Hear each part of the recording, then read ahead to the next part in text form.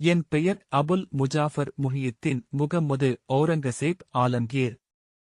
1618 ஆண்டு நவம்பர் 3 தேதி குஜராத்தின் தோஹாத் அருகே நான் பிறந்தேன். என் தந்தை முகலாயப் பேரரசர் ஷாஜகான், என் தாத்தா ஜஹாங்கீர். அரச குடும்பத்தில் பிறந்தாலும் என் வாழ்க்கை எளிதாக இல்லை. குழந்தை பருவமும் கல்வியும். சிறுவயதிலேயே கடுமையான ஒழுக்கத்தில் வளர்க்கப்பட்டேன். குரான், அரபி, பார்சி மொழிகள், இஸ்லாமிய சட்டம், ஷரியா, வரலாறு எல்லாம் ஆழமாக கற்றேன். இசை, ஆடம்பரம் எனக்கு பிடிக்கவில்லை, எளிமை, கட்டுப்பாடு எனக்கு உயிர். போர்க்கள அனுபவங்கள். இளம் வயதிலேயே டெக்கான், குஜராத் பகுதிகளில் ஆளுநராக நியமிக்கப்பட்டேன். போர்க்களத்தில் கற்றுக்கொண்டேன், அதிகாரம் தைரியமும் திட்டமிடலும் கேட்கும். பல கிளர்ச்சிகளை அடக்கி பேரரசை விரிவுபடுத்தினேன். அதிகாரப் போராட்டம்.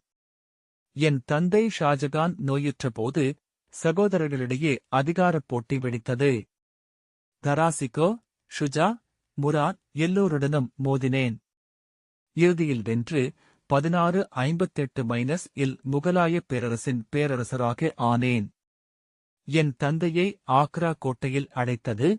இது என் வாழ்க்கையின் கடினமான முடிவு. ஆட்சி 1658-1707. நான் ஆட்சி செய்த காலம் நீண்டது, கிட்டத்தட்ட 49 ஆண்டுகள். பேரரசு அதன் உச்ச விரிவை எட்டியது. ஆனால் என் ஆட்சி கடுமையானது. ஒழுக்கமும் சட்டமும், ஷரியாவை அடிப்படையாகக் கொண்டு நிர்வாகம் செய்தேன். வரி கொள்கை, ஜிஜ்யா வரியை மீண்டும் விதித்தேன், இதனால் பெரும் எதிர்ப்பு எழுந்தது. மதக் கொள்கை, சில கோவில்கள் இடிக்கப்பட்டன, சிலவற்றுக்கு பாதுகாப்பும் அளிக்கப்பட்டது. என் முடிவுகள் சர்ச்சைக்குரியவை. போர், மராத்தாக்களுடன் நீண்ட போர், சிவாஜி காலத்திலும் பின்னரும் டெக்கான் யுத்தங்கள் தொடர்ந்தன. தனிப்பட்ட வாழ்க்கை.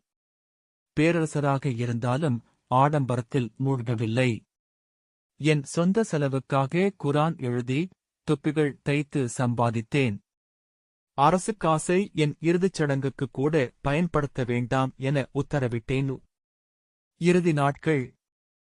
1707 அகமத் நகரில் நான் உயிர் நீத்தேன்.